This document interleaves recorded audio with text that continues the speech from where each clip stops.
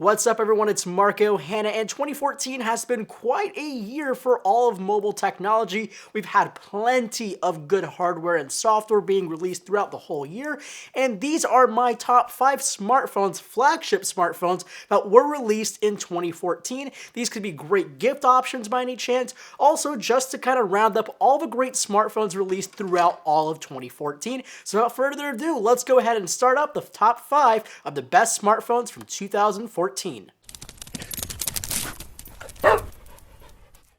Now, the order of these does not mean which one is better than the other. These are just how I want to order them in terms of what I think is the best smartphone from top 5 to the number 1 pick, and I also do have some honorable mentions. So let's go ahead and start off with number 5 here, the LG G3. Now, this guy was released kind of the end of the first half of 2014. It was the first official smartphone of 2K other than the Oppo Find 7, and this was really the first smartphone to hit US shores with that 2K display, and it had a lot of good hardware, a 2.5 gigahertz quad-core Snapdragon 801 chip, 3 gigabytes of RAM. It had an incredibly good-looking design. I mean, we're talking about an almost bezel-less design here, and it just was really, really good. It had OIS, 13-megapixel camera. It was just a very fantastic smartphone. Now, the build quality wasn't all too great. We first thought it would be a metallic finish, but actually it's still a plastic finish, and the software was kind of flattened out, made a little bit more streamlined, and generally it was a really great device, and a lot of tech YouTubers really loved the LG G3, and especially for that 2K Quad HD display.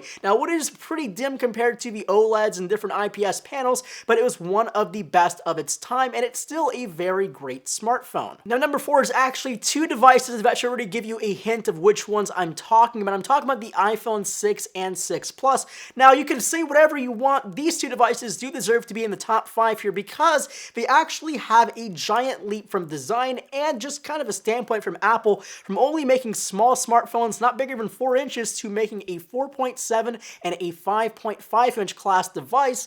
And the iPhone 6 is really one of the first biggest steps from Apple to really depart from that small smartphone type of form factor. Now, the iPhone 6 had a 4.7 inch display IPS panel. The iPhone 6 Plus had a 5.5 inch full HD IPS panel.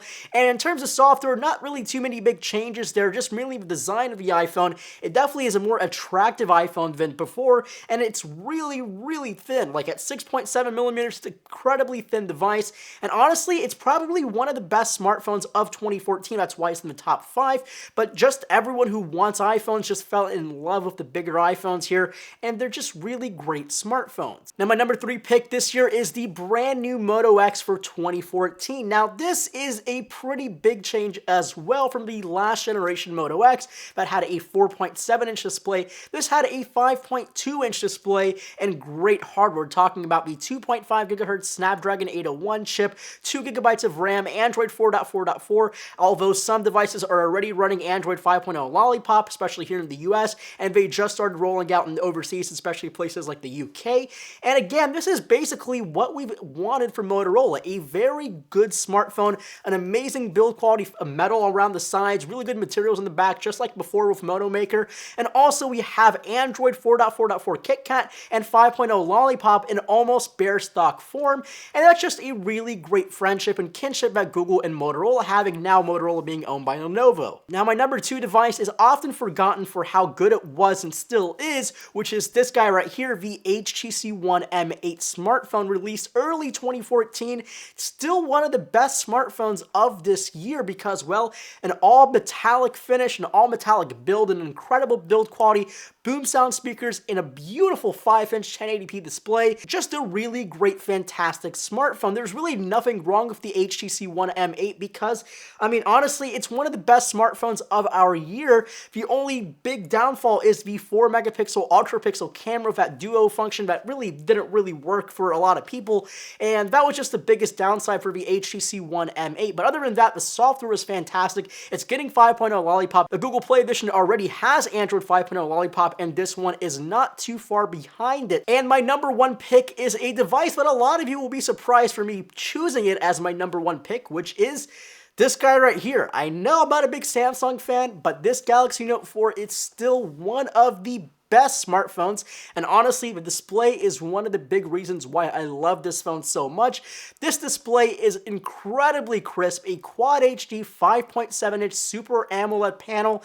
It has the most beautiful colors, most vivid display, just absolutely powerful. We have a Snapdragon 805 chip, 2.7 gigahertz, 3 gigabytes of RAM. It is running TouchWiz. It's still running 4.4.4, but 5.0 is coming very soon, we're told.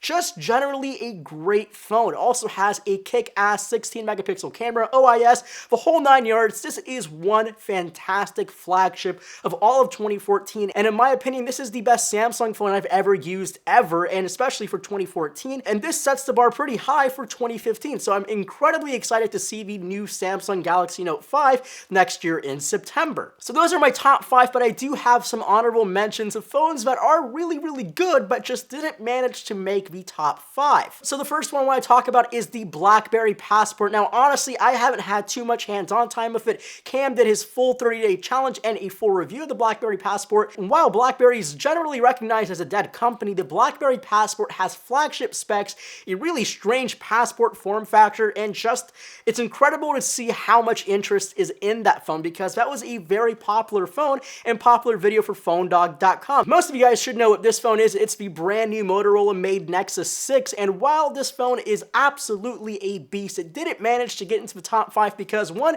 it is really expensive. It's $649 basically off contract, or $749, and it does have a lot of great specs. It's just super expensive, and being a Nexus device, we're really expecting it to be a less expensive device, and that's honestly the only reason why this phone did not get in here. Now, it is a great flagship, but it's really big, 5.96 inches, a phablet basically, but honestly, it's still one of the best smartphones. The review is coming very soon to PhoneDog.com, so make sure to stay tuned. Actually, should be a couple days after this video is posted, but it's just really, really darn expensive, and it's super, super big. Like, it's bigger than my face, basically. Now, the last honorable mention of 2014 is this guy, the Droid Turbo.